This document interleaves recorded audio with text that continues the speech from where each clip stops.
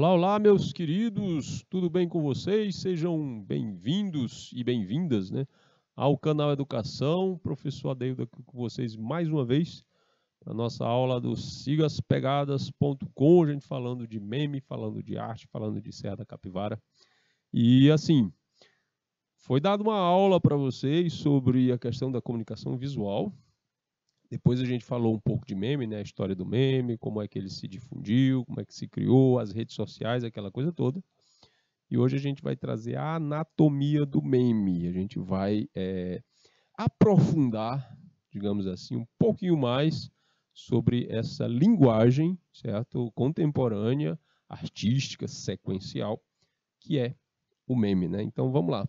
Hoje são 24 de agosto. Olha o eterno mês de agosto aí acabando já, né? No seu finalzinho. O primeiro slide já diz bastante coisa. Memes ajudam a desenvolver interpretação de texto e pensamento crítico. Ah, professor, mas assim, tem tanta gente que critica, que meme é brincadeira, que meme isso, que meme aquilo.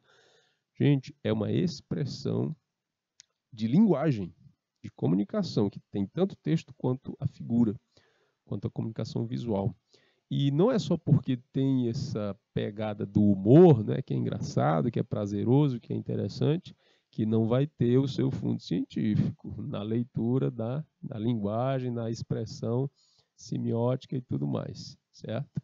Olha só, o próprio meme aqui do lado já se explica.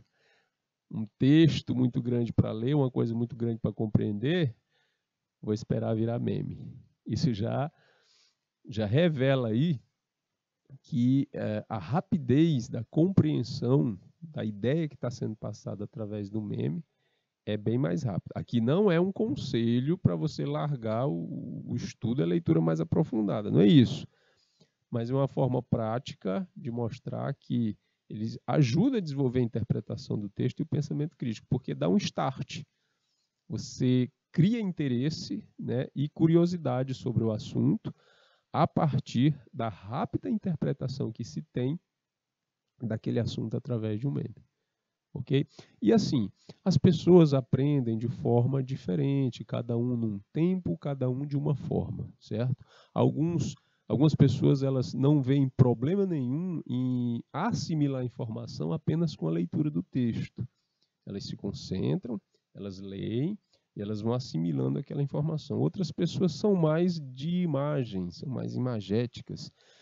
E aí a imagem, geralmente no texto, né, não tem muita. Então ela precisa de um vídeo, ela precisa de um mapa mental, né? Ela precisa organizar, de certa forma, algo que possa trazer à sua memória as informações adquiridas, né, sobre aquele assunto. E o meme entra aí nesse espaço com essa importância. Continuando aqui. As redes sociais, certo, contribuíram para que um gênero de comunicação ganhasse força na sociedade. A gente está falando do meme.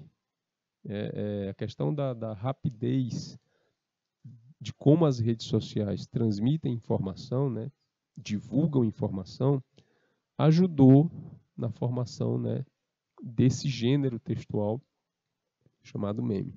Essa modalidade se baseia na associação de uma imagem, como já foi explicado aqui várias vezes, e de texto, com o intuito de quê?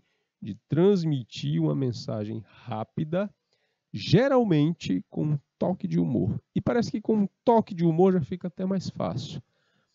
Já ouviu falar que aprender brincando é mais prazeroso? Certo? Eu costumo dizer que o conhecimento, quando você está transmitindo para os seus alunos, é como quando a gente começa a fazer brincadeira com aquilo que a gente aprende. Por exemplo, quando você está brincando, fazendo piada mesmo até com aquilo que você aprende, é porque você já dominou o assunto. Ok? E a nossa função, como passar conhecimento para os alunos, é fazer o aluno entender a piada. É compreender, criar traquejo com a informação para que ele também possa sentir esse mesmo prazer. da construção do conhecimento. Então, aprender com o humor é uma pegada bastante forte dessa linguagem, desse gênero de comunicação, né, chamado meme, certo? Aqui, um meme clássico, né? Quem nunca viu essa menininha, essa foto tirada na frente de um incêndio? Não é que a criaturinha estivesse sentindo prazer com o incêndio, mas a foto funcionou tão bem como meme que aí abriu espaço para várias interpretações. Aqui ela coloca: limitaram meus dados de internet, que pena. Aí fica aí, né? O que será que ela fez? Porque, né, enfim, a imagem fala por si só. Ok? Se não tivesse humor, talvez o meme não tivesse nem ganho tanta notoriedade, certo? Vamos lá. Para os professores, para nós, essas expressões de internet podem ser exploradas em sala de aula, tanto como ferramenta didática, quanto para se aproximar dos nossos alunos. O meme articula a escrita, a leitura e a reflexão. Ele foge das técnicas, né, de ler puramente escolares, suscitando compreensão de múltiplas funções sociais da leitura do aluno. Além disso, essa forma de comunicação apresenta uma intenção bem definida e possibilita ao aluno exercer sua capacidade de criar e de construir o seu conhecimento. Vocês estão entendendo? A proposta dessa articulação entre escrita, da leitura, da imagem, que ela inclusive acompanha essa nova geração, que é uma geração mais 7, 8, né, mais rápida no pegar da informação.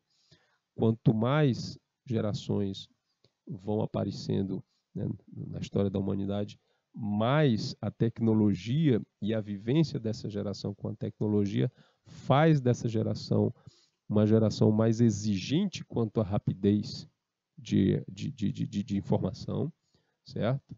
Então, isso tudo está envolto nessa linguagem que parece simples do meme, mas que abarca todas essas características aí, certo? E como faz parte do mundo dos estudantes, as aulas se tornam prazerosas. Esse aqui, deixa eu ver aqui, eu tenho meu lápis aqui. Esse meme aqui também é conhecido, que é do caramelo, né? Do cachorro caramelo. O cara é taxista e mora em Uberlândia.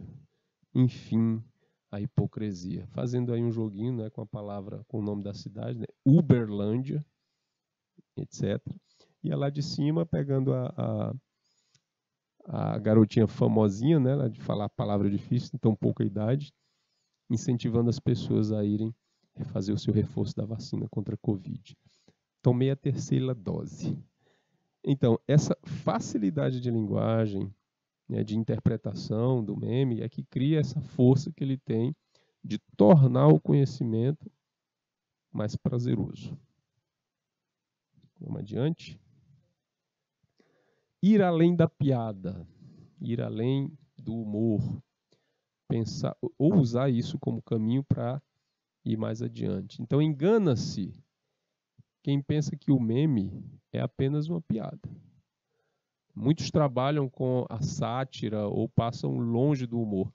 A intuição visa registrar as expressões em circulação e reunir produção científica sobre como esse fenômeno se manifesta na sociedade. Os memes cumprem uma função política, ajudando a questionar estereótipos e a promover identificações. Professor, estereótipo é o que mesmo? Lembra aí pra gente? Gente, quando você tem uma imagem solidificada de significação de alguma coisa e que ela não está, ela não é, como é que eu vou dizer, ela não representa 100% da realidade de significação daquela ideia, daquela coisa, é o que a gente chama de estereótipo. Por exemplo, indígena, Dia do Índio. As escolas, geralmente, nas escolas das séries menores, promovem interação dos alunos, né, das crianças, com a cultura indígena nessa época, né, de Dia do Índio, 19 de abril. Aí tem as festinhas, né, as comidas típicas, e os alunos são encorajados a irem para a escola nesse dia com uma indumentária, né, com uma vestimenta indígena. É aí onde entra a história do estereótipo, porque a maioria delas se concentra em representações que, na verdade, são mais gerais. Roupa de estopa, né, que é um tecido chamado de tule, e pena e pintura no rosto. Pronto, ali já cria a imagem generalizada da questão do indígena, mesmo a gente sabendo que tem indígenas, principalmente no Brasil, né, com um monte de comunidades aqui, que têm as suas particularidades. Outra coisa é de colocar a mão na boca, né, batendo na boca e falando como se fosse um indígena. É uma informação que traz um estereótipo, inclusive é uma criação de uma tribo específica do norte da América, lá dos Estados Unidos. Aí a gente coloca todos os indígenas nessa sacolinha, né, de bater com a mão na boca e falar o nome disso é estereótipo. Então, o meme cumpre essa função política ajudando a questionar estereótipos, como esse do exemplo que eu dei, e a promover identificações. Os exemplos foram vistos nas campanhas de internet, né? Bela Recatada e do Lá e Black Lives Matter. Beleza? Aí tá aí o rapaz botando a mão na testa, indicando que há esclarecimento, certo? De conhecimento quando a gente está analisando um meme. Ok? Vamos lá, continuando aqui com o texto. Por ser o meme uma expressão cultural, sim, o meme é uma expressão cultural, apesar de ser um fenômeno, vamos chamar assim, um fenômeno mundial, cada região vai dispor dos seus memes com a sua linguagem cultural. Aquela história da referência, né? O cara diz, não peguei a referência, porque você não está inserido dentro do processo para pegar a referência. E quando essa referência é cultural, você tem que estar dentro daquela cultura para poder ouvir ou entender a questão, né, que o meme está apresentando. Então, ela é uma expressão cultural que visa a comunicação e o diálogo. O seu uso exige do aluno mais do que saberes técnicos, como editar uma imagem, por exemplo. Então, não é só sabendo editar uma imagem que você cria um meme, beleza? É preciso uma abordagem de conhecimento até certa profundidade, né, sobre fazer um meme, sobre criar um meme. Tá, porque eu sei editar imagem, eu tenho um aplicativo no computador, tal, eu faço. Mas aí, e se a tua leitura ela foi equivocada, ela estiver cheia de estereótipo, ela não conversar com essa especificidade, ela não esclarecer e não construir reflexão, aí ela se perde em termos de característica de um meme. Okay? Então não adianta só ter os saberes técnicos, né? O meme é um gênero textual caracterizado pela associação de uma imagem, uma frase, aí repete outra vez, aí precisa ficar bem marcado, né? Que geralmente significam e ressignificam o contexto social. Assim, eles vão priorizar a interpretação textual. Significar e ressignificar. É por isso que muitas vezes um meme passa falando de um assunto associado a uma coisa, e depois ele pode ser reciclado. Essa mesma proposta visual pode significar outra coisa mais na frente, com outra proposta textual. Ou seja, é só mudar o texto. Ou, como eu falei na aula passada, há os memes efêmeros, que não vão durar para sempre. Que eles estão tão específicos na sua construção reflexiva ou de uma crítica política, social, que eles vivem só o tempo em que aquela situação está sendo discutida. E eles vão perdendo força. Em sala de aula, essas expressões de internet ainda possibilitam aos alunos desenvolver uma visão crítica da realidade. Então, quando você está fazendo análise crítica, social, política, econômica, sobre a sua realidade, o que você está fazendo é uma autoconstrução desse exercício da crítica, da reflexão. E o meme entra nessa proposta também, porque ele faz basicamente isso aí, né? Nem todo meme é positivo. Também tem os negativos, claro. E tem aqueles também que são feitos só pela graça. Só a piada pela piada. Ok? Há aqueles que flertam com a fake news ou que são usados para disseminar pensamentos preconceituosos. Olha, porque não é porque é uma linha de expressão que vai falar só positivamente. Tem muito livro escrito há muito tempo atrás que, apesar... só porque é livro vai falar de coisa positiva, tem muito livro que tem texto sofrível sobre coisas horríveis, que são defendidas como se fossem coisas positivas. E a gente vai crescendo, vai desenvolvendo a sociedade e a gente vai vendo que nem todo pensamento é bom para todo mundo. Certo? E há outros livros que, por uma questão ideológica, eles são condenados, eles são proibidos em algumas sociedades.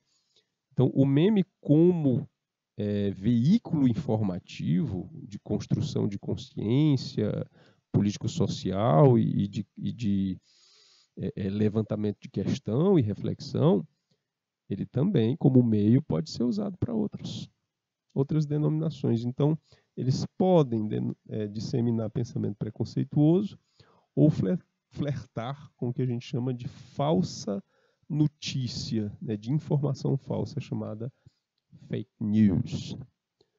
Ok? Existem memes políticos que ajudam a entender, criticar e estabelecer conexão com o processo democrático e as atribuições dos cargos públicos.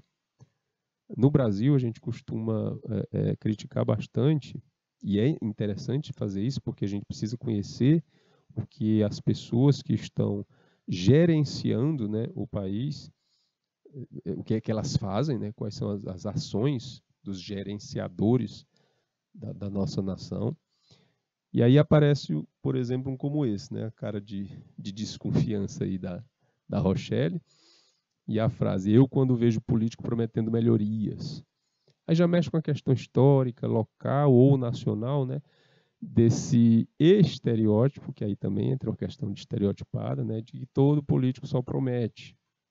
A gente faz uma reflexão sobre isso, que vai despontar em questionamentos em sala de aula, né, em reflexões e em debates sobre coisas importantes para a civilidade dessa sociedade que está sendo formada em sala de aula.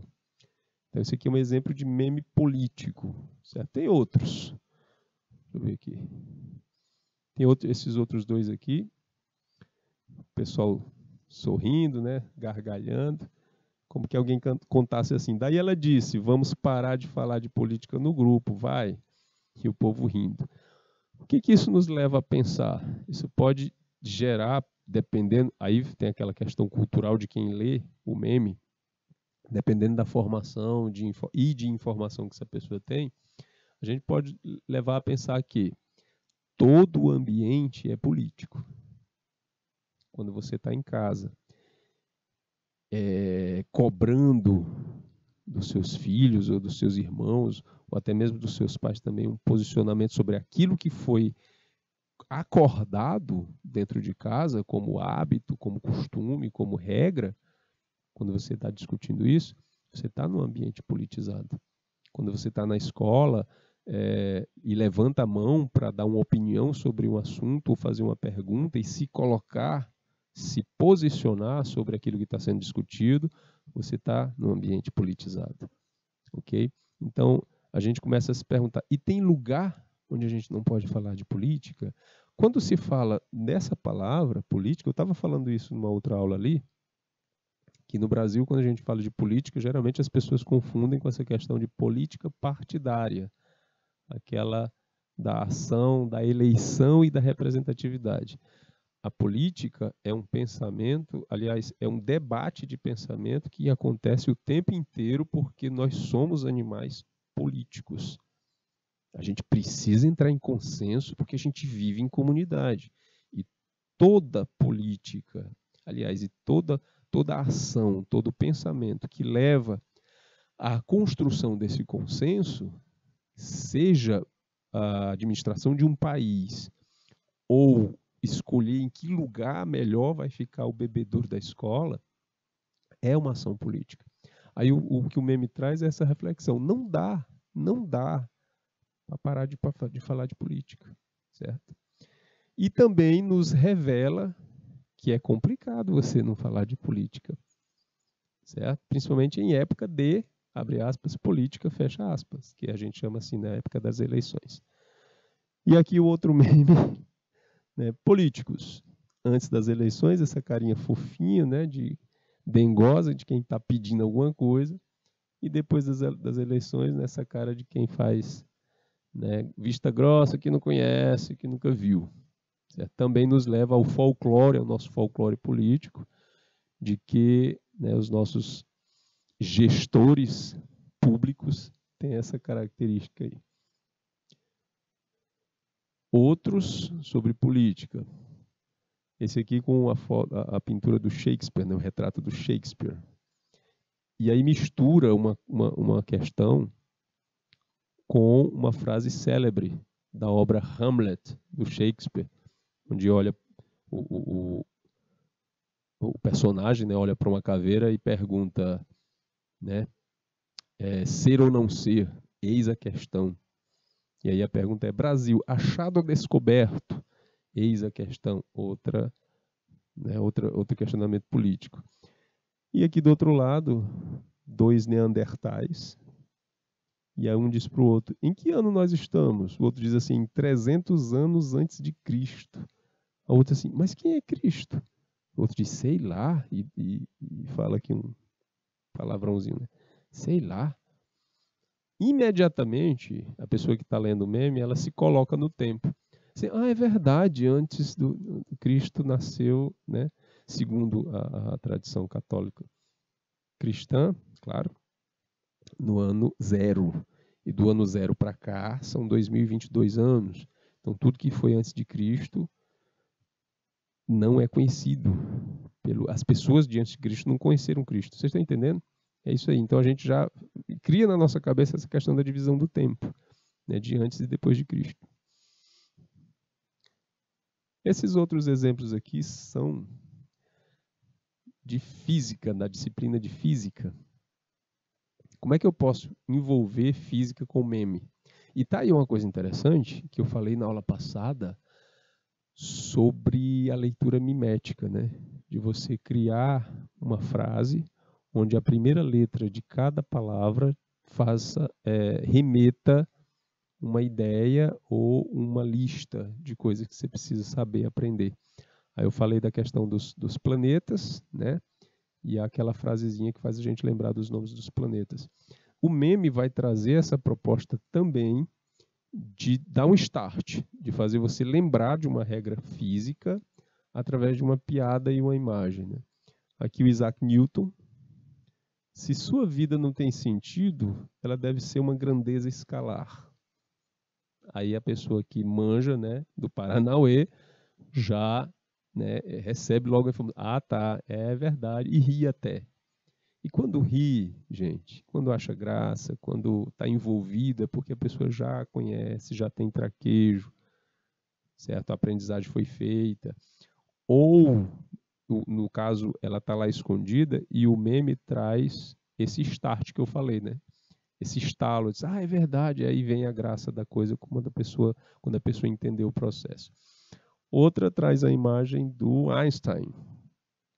Esfregue uma lâmpada embaixo d'água, aparecerá um hidrogênio. Eita. Aí você já entende o processo. Tá, hidrogênio, partícula d'água. Tá, que interessante. Né? E ri. Outros não, mas enfim. A imagem ajuda. Meme de física. Tem mais? Tem outra. E sempre aparece o Isaac Newton. Por quê? Ora, você tem que ser coerente com a construção do meme. Isaac Newton é uma figura importantíssima para a questão da física, para a história da física. E vai ter também, né, o Einstein, né? Geralmente é o Newton. Aí vem outra aqui, gata, eu queria ser ferro, mas ferro não posso ser. Ferro derrete a 1538 graus Celsius e eu só me derreto por você. Aí a pessoa, eita, ganhou. Mas é preciso entender demais de física para bolar esse negócio aqui, tá? E aí a gente se pergunta, porque física se torna interessante nesse sentido de você ficar se perguntando. Eu mesmo perguntei várias vezes aos meus professores de física, professor, quando é que eu vou usar isso aí? Aí de repente aparece uma oportunidade, né? Você usa numa cantada. Pronto, resolveu a tua vida. Outro lado, se um astronauta mata outro no espaço, ele não poderá ser julgado. Trata-se de um crime sem gravidade. Nossa Senhora.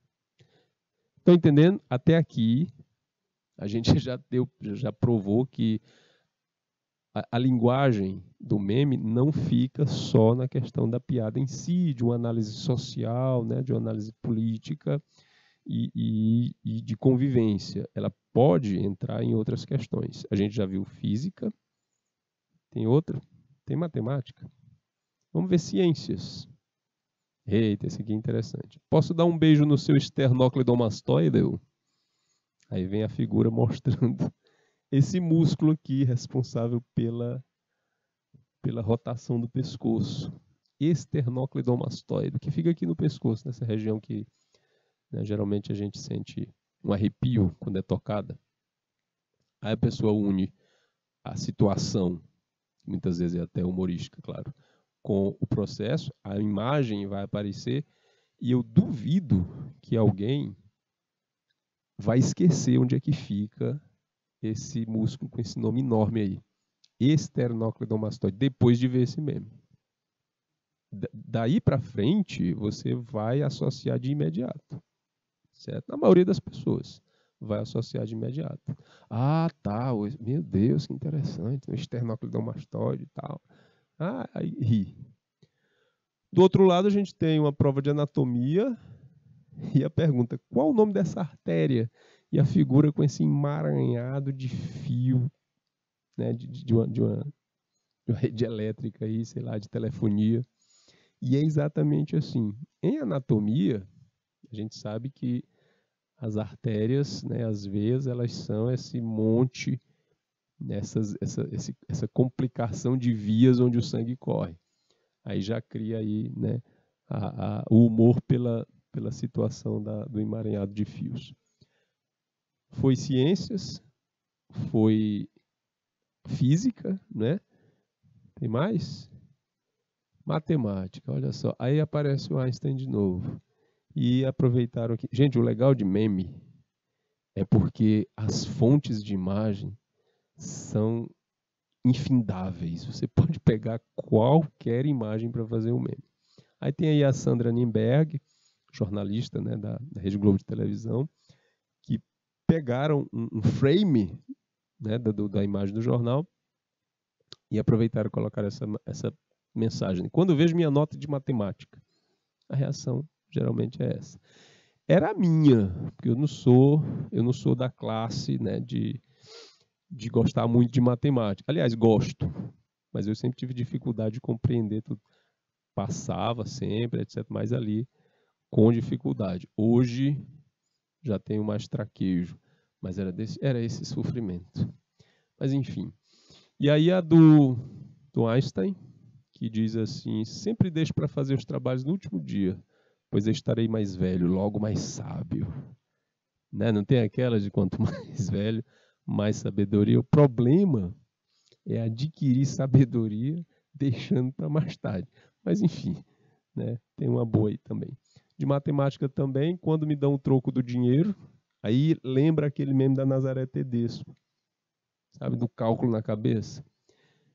No meu caso, não era nem quando me dão o troco do dinheiro, mas é quando na hora de dar o troco a pessoa diz assim, me dá 20 que eu te devolvo tanto.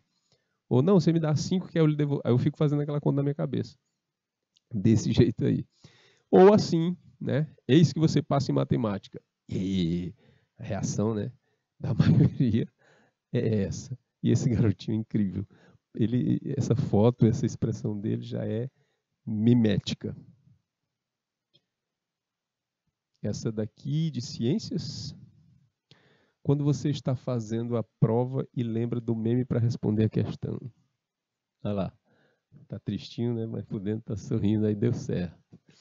A outra aí, meu coração, quando eu estou estudando ciências, desse jeito aqui, batimento normal. Quando entendo um meme de ciências e quando estudo para entender ciência em memes. A proposta aqui da imagem é aquela que eu falei lá no início. Quando você está mergulhado, que você já está dominando aquela situação, na hora que você bota o olho no meme, você entende. Você entendeu a piada, você entendeu o processo. Ou o caminho contrário, né? O meme pode te ajudar, te dar aquele start para você se aprofundar mais numa situação. Certo? Essa moça aqui, essa cantora Joelma, eu não sei, não lembro exatamente o ponto, em que época ela foi referência para esse meme. Mas é fantástico, o Fausto Silva também foi usado para isso. Essa coisa de você usar de imagem, uma imagem mais nítida e outra mais esmaecida, mais esbranquiçada, né? Para falar de uma situação de espírito, de pensamento. É uma linguagem parecida com aquela dos quadrinhos, onde o balão do pensamento é cheio, parece uma nuvenzinha. Então, ali uma proximidade imagética, né, de semiótica muito próxima do HQ. Por isso que a gente diz que o meme também é uma linguagem sequencial, assim como o HQ, como o cinema, fotografia, tudo mais. Esse aqui foi de quê? De compreensão, né? Esse aqui é legal. Quem não conhece o Sheldon? Bom, talvez meu avô, meus avós. Meu pai assiste, enfim. O que eu estou querendo dizer é que a figura do meme também tem que ter um apelo, né, popular. E o Sheldon com essa cara, o que o Carbono disse quando foi preso? Eu tenho direito a 4 ligações, senão eu quebro essa cadeia. Aí quando você está estudando cadeia carbônica, que foi explicado isso aí, que você ficou naquela dúvida, que não entendeu direito a proposta, mas que de certa forma ficou na tua cabeça a informação, na hora que você vê a informação trabalhada dessa forma, aí o start se dá e você diz, ah, tá, é verdade. E para quem já conhece, fica a questão mais folgada do humor, certo? E a cara do Sheldon é impagável. Também tem meme de arte. Gente, é só o que tem. E na hora da questão do meme artístico, que vai trabalhar de arte, vão usar, na maioria, essa frase, né, de cima. Hoje eu acordei. Aí coloca a escola artística e embaixo a característica. Você vai envolver um processo de característica de escola artística, geralmente as escolas mais estudadas, né, que são as vanguardas e as pré-vanguardas. Pode ser também outra que eu vou lá mais longe. Mas junta com a questão da imagem e ajuda o aluno a identificar proposta artística e a imagem, porque uma das coisas mais, uma das dúvidas mais ocorrentes, que se ocorre mais no estudo de história da arte, é a questão de associar o nome da escola com a característica imagética dela, né, com a produção da imagem, certo? Aí acontece aqui, hoje acordei cubista, desproporcional, bagunçado e sem perspectivas. A imagem já cria essa resposta sobre o que é desproporcional, bagunçado e sem perspectiva. Um aluno, uma pessoa que tem traquejo com a informação sobre a escola vanguardista cubista, vai rir na hora, vai acreditar na hora, não, acreditar não, mas vai se convencer na hora, né, de que as informações estão ali, estão certas. Uma pessoa leiga vai receber a informação. Ah, quer dizer que O cubismo é isso mesmo, desproporcional, bagunçado, sem perspectiva. Que interessante. Eu achava que era porque o artista não sabia pintar. E não entendia por que essa escola era famosa se esse artista não sabia pintar direito. Ok? Do outro lado, fala de Art Nouveau. Tá escrito Arte Nouveau. É um francês e a gente precisa dizer direitinho. Então, Art Nouveau. Aí diz assim, hoje eu acordei Art Nouveau, toda trabalhada no ornamento.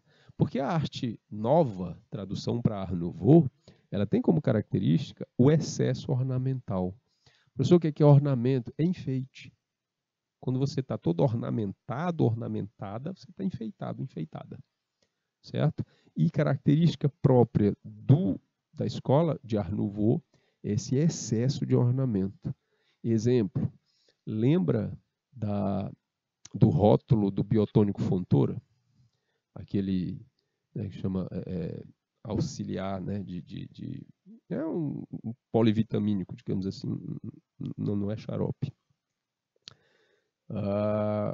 Esqueci o nome, mas enfim, é um remédio que tem característica imagética da época em que ele entrou no mercado, certo? Do rótulo, que é a mesma época do Art Nouveau. Aí o rótulo, apesar de mais moderno, ele ainda guarda informações, né, dessa escola artística. Ele é todo ornamentado. Era mais, mas hoje em dia se mantém certa ornamentação, lembrando folhas, curvas, galhos, coisas da natureza, né, a forma feminina e tudo mais. Bom, tem outras escolas artísticas? Hoje eu acordei barroco, exagerado, dramático e cheio de contrastes emocionais. Porque assim é que era a escola barroca. Depois do Renascimento, a Igreja Católica começou a perder fiéis, porque o Renascimento vai trazer o pensamento sobre o indivíduo e a contestação daquilo que a Igreja Católica, por quase um milênio, né, da Idade Média, impôs para a sociedade. Aí muitas pessoas, é onde vai aparecer o cisma da igreja, e as congregações não católicas vão se formar, né, as chamadas igrejas protestantes, hoje chamadas de igrejas gospel, né, evangélica. E aí, com essa perda de fiéis, a Igreja Católica vai tentar retomar esses fiéis pela visualidade. Então, as igrejas vão se adaptar visualmente e a arte acompanha isso, né? Tem um projeto da igreja, né, chamado Propaganda Fide, ou a Propaganda da Fé, que vai trabalhar o dramático, certo? A emoção, o contraste emocional e o exagero visual para que os fiéis se encham visualmente dessas propostas, emocionalmente também, porque a música acompanha, e aí cria essa característica do barroco. Aí, para quem não sabe a característica do barroco, tá aí no meme. Exagerado, dramático, cheio de contrastes emocionais, e acompanha uma pintura, muito provavelmente essa pintura é do Caravaggio, um dos maiores nomes do barroco italiano, ok? Chamado Caravaggio. Tem mais? Tem. E é sempre essa proposta. Hoje eu acordei de tal jeito. Né? Hoje eu acordei rococó. Já ouviu falar dessa escola artística, rococó? Ela veio depois do barroco. Ou ali paralelo, certo? Elegante, sensual e cheio de graça. Também parecido com o Art Nouveau, porque ela também era cheia de ornamentos. Rococó é uma palavra do espanhol que vem do francês rocaille, que significa incrustação de ostra. Então, dada a qualidade da arte rococó cheia de ornamentos com lacinhos, ostras, conchas e esse floreteio todo, certo? Deu-se o nome para esse barroco mais lavado, né, chamado de rococó. Do outro lado, o impressionismo. Hoje eu acordei impressionista. De longe estou ótimo, de perto estou todo descomposto. A gente sabe que a arte impressionista trabalhou a questão da formação da imagem através de manchas coloridas. Então é preciso você estar a uma certa distância de um quadro impressionista para percebê-lo com nitidez. Quando você se aproxima, você vai vendo só as manchas de tinta. É mais ou menos como é mais ou menos não, é exatamente como uma figura digital, uma fotografia digital. Quando ela não tem muita qualidade, ou seja, quando ela não tem muitos pixels por polegada quadrada, quando você amplia, ela vai perdendo nitidez. Certo? Uma fotografia de 12 megapixels, por exemplo, você pode ampliar até no máximo o tamanho de um cartão postal, ou o tamanho A4. Ela mantém nitidez. Quando você amplia mais que isso, aí vai aparecendo os pixels, né? Os pontinhos coloridos, vai perdendo nitidez. O impressionismo tem mais ou menos essa base. De perto as manchas coloridas, de longe você vai tendo mais ou menos a ideia. Mais ou menos não, você vai tendo a ideia visual, né, que o artista propôs. E é uma pintura difícil de fazer, porque o artista está de perto da tela para pintar. Então as manchas têm que bater exatamente com a imagem que ele quer construir à distância. Uma proposta mais minuciosa dessa questão do impressionismo é o pós-impressionismo, ou neoimpressionismo, conhecido como pontilhismo também. Na nossa próxima aula, nós vamos inferir ainda mais sobre como o meme estabelece essa comunicação, certo? E as características para a gente construir um meme, tá certo? E como o estudo das pinturas da Serra da Capivara, nas pinturas rupestres, certo? Tem aproximação com essa linguagem, que é a linguagem do meme, com essa questão gráfica, né, da linguagem do meme, ok? Então aqui a gente termina a nossa aula sobre a anatomia de um meme. Muito obrigado por terem acompanhado, espero que tenham gostado e até a próxima, gente. Um abraço, tchau!